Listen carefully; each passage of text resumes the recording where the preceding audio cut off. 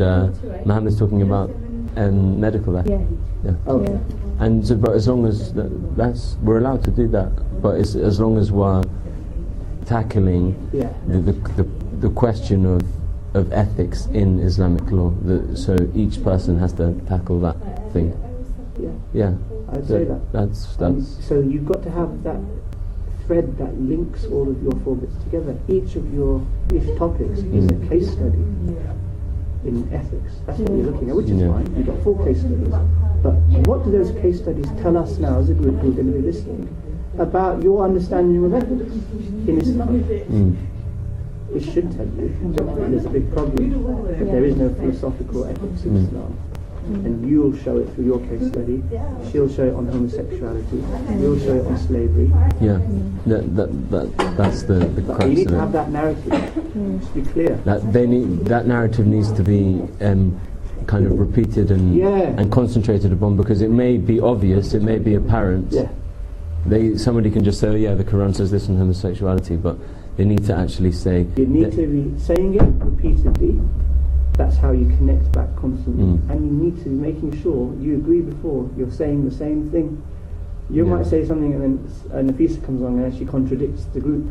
That will show me you haven't done the right group. You've got to agree what do you think. You might disagree with what I'm saying. Work it out, it doesn't matter. But we may disagree with each other. We could say, however Thomas believes, or however Muhammad believes this, I have a different point of view, because that's true. But at the same time, as long as you're aware, there should be no surprises. No, we did. That's exactly no, like, she's just gone and contradicted. The only problem is Muhammad hasn't been able to come in today because of a funeral, and when he hasn't. So we have. Can you do a Skype call or something? Well, we're going to try and practice it tomorrow. But Yasmin's got 3 presentations on one day tomorrow. She's good anyway. She's good. These are all issues that always come up.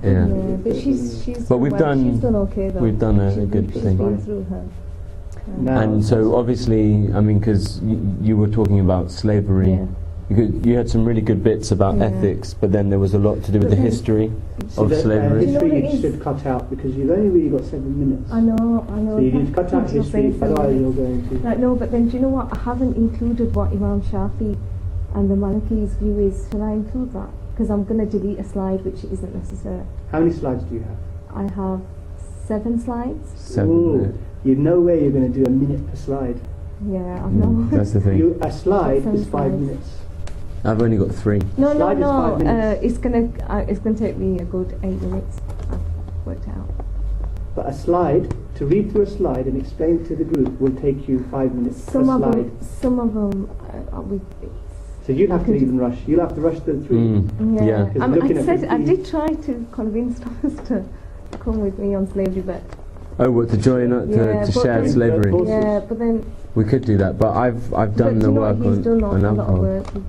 But we've each done our own work. But what I'll say, we'll go to that room now and we'll practice the rest of it. Yeah, definitely. Because we haven't had the time to practice it the whole way through. So I need to include Imam Shafi's thingy's view, because I found. Okay, if you want to. As long as we're tackling the question. Do you know what do you know what it is? What it is I've explained all the issues which surround slavery as it being unethical, but then I've sort of fought it as well. So I've given reasons. That's fine. I haven't fought. No, because you've seen I like what you've done. Yeah. Okay. So but does what she's done connect back to the general issue, which is that the problem of ethics? I think you need to mention more in ethics and morality, the problem, which the fact that you were saying that you had a good bit about how it's because it was so long ago, the morality back then was different than morality now. I found some stuff on slavery over the holiday. Yes, I did. Did you? I'll tell you what I found, and then you tell me what you found. Yeah. Abu Hanifa's student says this, and I've got the original book, very old. He says a whole chapter on how you buy a slave. Go to the market, and if Thomas is a slave, forgive me, so I can give you an example. You're allowed to feel the slave. Now Thomas is completely naked. That's fine, because I'm going to buy him, and I'm allowed to feel him just like a racehorse. Now that feeling is okay. Even if it's desirous, because when you're feeling, right? You could start to feel desire. Abu Hanifa's student says no problem, so long as there's intent to purchase. And that's whether it's a male or a female slave there. Doesn't matter. Now, if you're not really intending to buy, I can only look at Thomas. I can't start to feel to see if he's got muscles, if he's going to do the work that I need him to do, or if he's a concubine. Is this somebody who I think, is supple and all of the other things that whatever use I might have for her. You're only going to have to look, you're not allowed to touch. So window shopping is a bit like... All of these laws were finely worked out. So the question is now, to say that, no, Sharia was slowly trying to phase slavery out, doesn't really work. In fact, it's making it more and more embedded. When you start to say things like that, you've completely agreed, and you've actually reinforced the institution of slavery, haven't you? Yeah, and then you're really completely disregarding the ethics, because there is no ethical basis for that. So, in conclusion, you'd say the only ethics there is the ethics relating to the purchaser. Yeah. It's like I'm a human, but the slave is being completely dehumanized. Is being treated like a horse or a cow. But a free man but again, isn't wouldn't be. But it's encouraging people to free their slaves. So isn't it also saying eventually maybe we won't have to have this ethics for the purchaser because there will be no slaves? Yeah. It's difficult when you start to have very nicely worked out law on how a slave is bought. Yeah, but that's again, law. That's governing people. People are getting more used to that. Yeah, but isn't that what it was then? I understand what you're saying, because that was a common practice then. So everything you're saying, it was related back to that time. It was related to that time, and for up until Not too long ago. The 20th century, really in the 1800s, where that's when it came. That was when it was being phased out. So be careful. I'm gonna gun you. I know. If you continue with that argument, get ready. I'm warning you now. I'm gonna have to relay into you. No, seriously, I haven't. Because we had this discussion 3 or 4 times. I know, but the thing is, obviously. Why didn't you say? I think it'll be all right. It'll be fine. Do you know what? One of my titles it says. Thomas, talk sense to head. No, Thomas, I will do. Thomas, what do you mean? You know what my summary is. Your summary is that what I wrong. said pretty much. That it's wrong. It's still a problem today. That's my summary. Yeah. That's my conclusion. That is still wrong today because it's permitted. It was permitted. It's not prohibited. Yeah. But I've got a slide on God now versus slavery. Now I'm going to ask you a question. Why was it permitted? If there's no ethical, if you haven't understood what's good and bad, by definition, what's good and bad, if you haven't thought about that, then maybe you're going to allow for things which actually are bad. And that's where you're looking at ethics. Ethics is about good and bad. But the thing is, how do we define good? How do we define bad? My problem isn't with slavery. I know slavery is. What's the first thing I've written on the slide? The question is, why didn't they know? But what I'm saying is, why didn't they know it was bad? Because it was... Maybe they hadn't thought to define good and bad. That's really what your question is. I would argue that no Muslim philosopher sat down and defined what's good or bad. What they said was, if the Quran says good, it's good. If the Quran says it's bad, it's bad. And then didn't they also couldn't... That's the thing. And then so when new things come up, it should be fine. They know what bad and good is, don't they? I mean, at the time, they would maybe know that having a slave was bad because there are verses in the Quran that say, it would be better of you to free your slave. You'd be a better man if you freed your slave. True. So, couldn't you also say that some rulings are ethically based and some are sociologically based for the pure reason that society cannot work on the basis of ethics. My presentation worked on you. If you conclude with that, I'd say you get first. Yeah, that's what we've done. That's what I've done. But we need to say it. Yeah. You've got to say it, and you've got to make sure you're all saying it. Yeah, we are. At some points, you can show that this is what it is. I think that would be that's fine. Okay, thank you. Yeah. And very quickly, we've got to have a quick chat as well. Oh, that is a real surprise, that Yeah, I'll talk to you about it. When do you want to talk to me about it? I could talk to you about it. Can we talk about it quickly? Yeah. Do you want me to? Yeah, no problem. Yeah. I'll wait for you outside. Okay.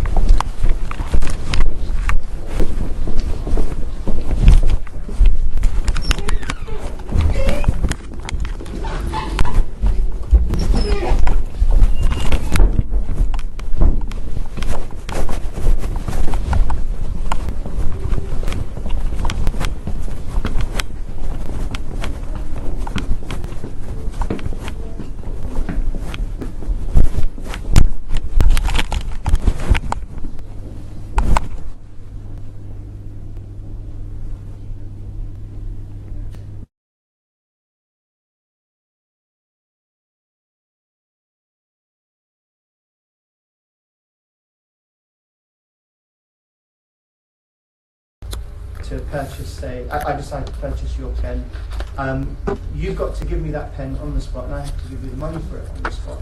There's a hadith to that effect, that exchanges should happen without delay, because if there's delay, there's a greater risk. You know, if I take your pen and say I'll pay you back next week, I might not pay you back. There are all sorts of risks. There's an unfairness to you because I've got something and I haven't yet. So there's a hadith to this effect. Now that hadith, to all of you here who shop, you'll know would render a number of contracts, you know, prohibited. So, for example, a contract where you've asked for, you've ordered, okay, to a certain specification something, you'll pay up front for that, and then the thing isn't in existence yet. It's then produced, isn't it? And then you receive it, okay. Or shopping online, you opt for Asda's online shopping rather than going into the shop. Again, it's something that's going to be delivered after 3 days. So that kind of forward sale is prohibited strictly by a number of hadith.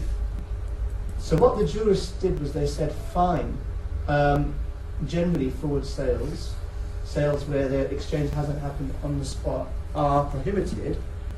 We'll make some exceptions though. So for example, a purchase for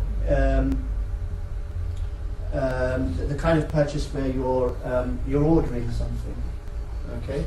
Purchase to order. That the jurists said we'll allow. What was the tool that they used? Istihsan. Okay. So by analogy, something like purchase to order is prohibited. The Prophet didn't say purchase to order sales are prohibited. He said exchanges should happen on the spot. But by analogy, you would say, well, there are any number of exchanges which don't happen on the spot. Okay, my Asda shop online isn't that. By analogy, you'd say that's prohibited. Istihsan is a tool where you go, you basically ignore analogical reasoning. Okay, you circumvent it, or you opt out of it, and you say, I'm going to allow this thing because needs dictate. It's there's a public interest or benefit in that. Okay, or whatever. There are any number of reasons that you can give. And that's what istihsan is. Okay? So I hope that's clear. That was the last thing that we looked at. Now we can go on to the next of the juristic tools. Today, just so you're aware of what we're doing in the session, I'm going to try to take you through the remaining juristic tools, and we'll hopefully end today at Maqasid al-Sharia, which is page 9 of the lecture notes. Okay, so they're trying to take you just up to there. Next week, then, we will look at the period of Islamic law from Ash-Shatibi up until the pre-modern age, and then that will be an opportunity for me to deal with taqleed as well. I'll also try to connect back to some of the themes that have come up, but I'll hopefully give some kind of concluding remarks on, such as external influences, Jewish influences in particular on Islamic law. I'll try to just wrap up those loose ends.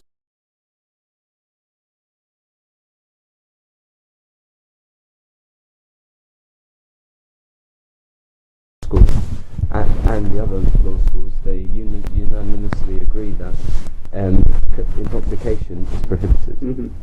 But I still don't really understand. So, because in the Hanifi school of law, mm-hmm. does that mean that you're allowed to have a beer and not get intoxicated and still pray 5 times a day if you've had that beer in between in that time? Some jurists do look at it that way, but not all Hanifi. There will be some people from the Hanifi school of law who don't drink at all because they just think that 1 drop of alcohol could be considered as intoxication. But there will be some people from the Hanifi school who will interpret intoxication as being when your words don't make sense. Correct.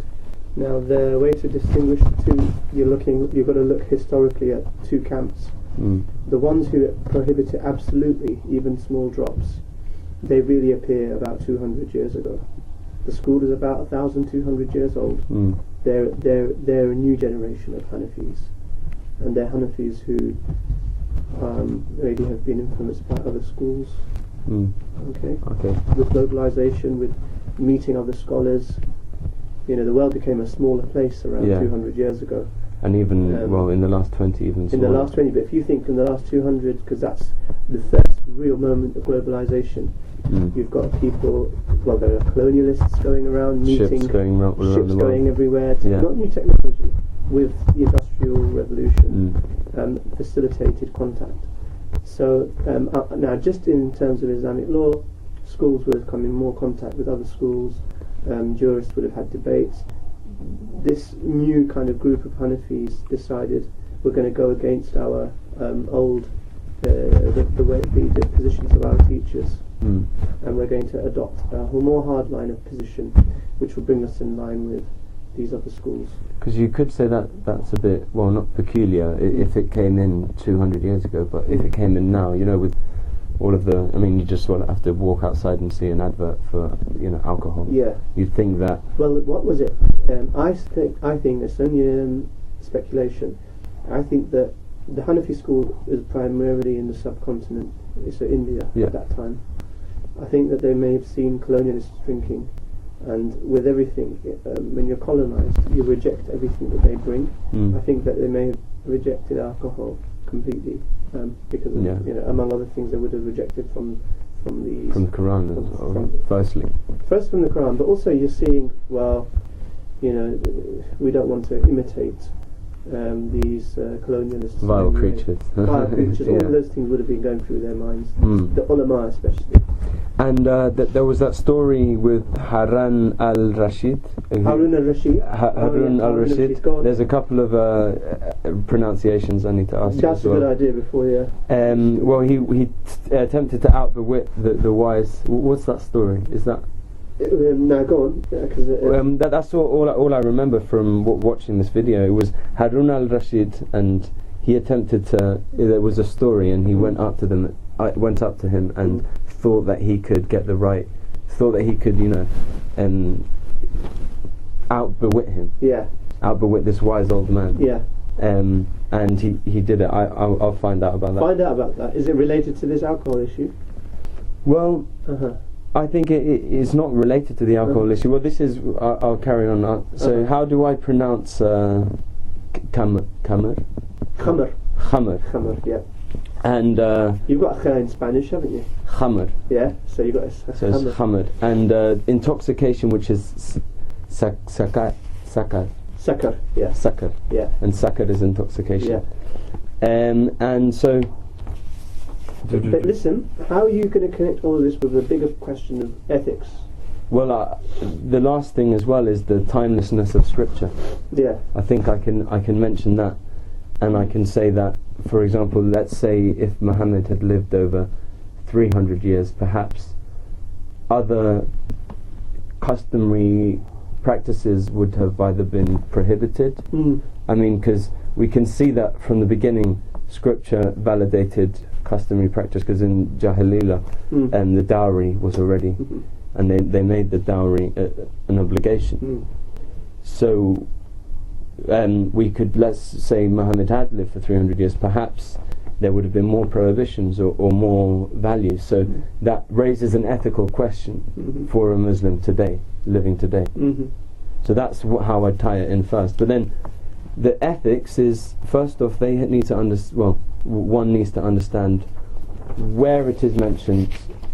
My plan is I'm going to mention it chronologically in the Quran, how it appears, and how different law schools are interpreting that. Okay. Is that not? Any advice?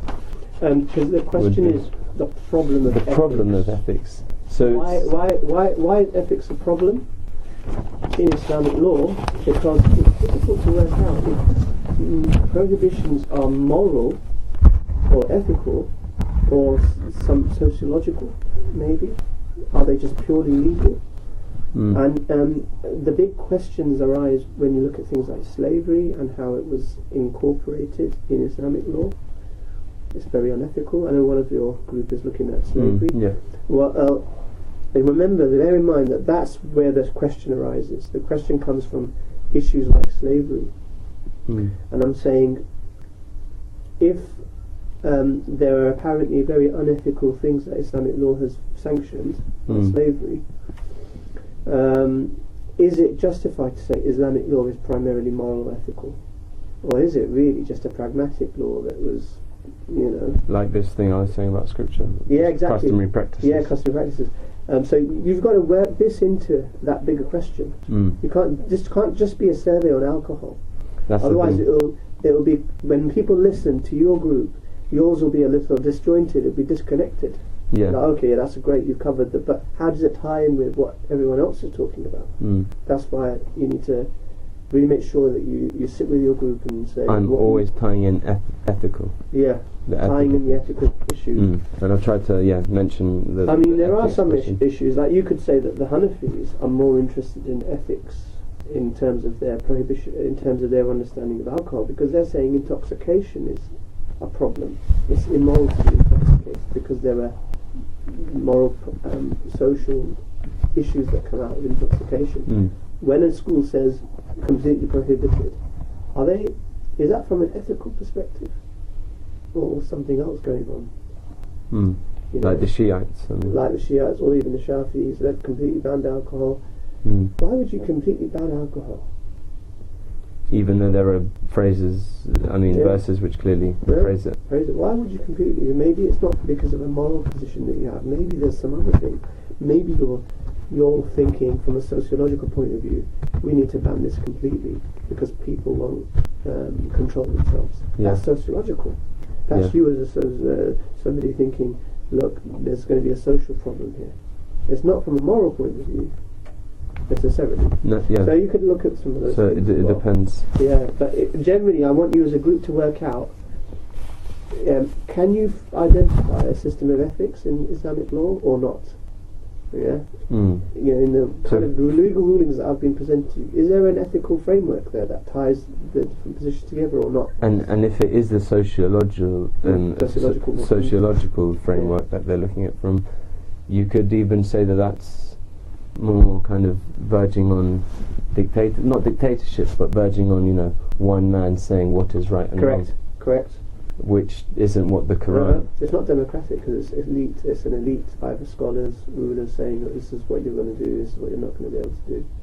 So so from the onset of just so when I see them we can talk and bounce ideas. That from the onset of the thing, we really need to state what we're going to be talking about in our presentation. Say how it is a problem ethically. And then we'll just learn from there. Ethics is a problem because really ethics was never an independent subject in Islam. So that you've got philosophers thinking about what Islamic ethics looks like. There was never that discussion in Islam. What they considered was ethically good or ethically valid and invalid was really what they found in the Quran. If the Quran says it, it means it must be ethical. But as you know, from a modern perspective, there are things in the Quran which don't appear very ethical. Like, for example, the permission to, have sexual relations with a slave. There's no consent there. That's not very ethical. Well, so these are the things that you want to get the group thinking about. Get your class and nothing. So really, I shouldn't even mention the hadith. Because what I've done is I've kind of given a historic perspective of alcohol and then only towards the end. I think I don't think you should go too much into that because first of all, you haven't got much time.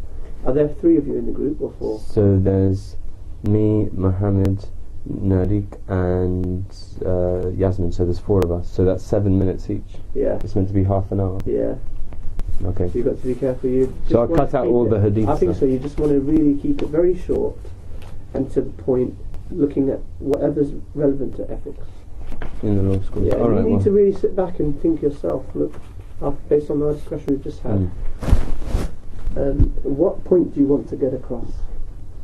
What point are you trying to get across to your classmates and to me? That's what you've got to think about as a group. Which is the best law school? Is that the point? Well, I think so, because if you're a Muslim, you have to follow a law No. school. Well, That's not what you're trying to get across in this presentation. well, it's the problem with ethics for a Muslim. It's the problem of ethics within Islamic law, i.e. within the law schools. Where is ethics in Islamic law? Arguably, it doesn't even exist. Doesn't, yeah. In the Quran, there's a definite moral emphasis, but then later we can see that some law schools completely disregard Correct. that. Yeah. So you've got to think about what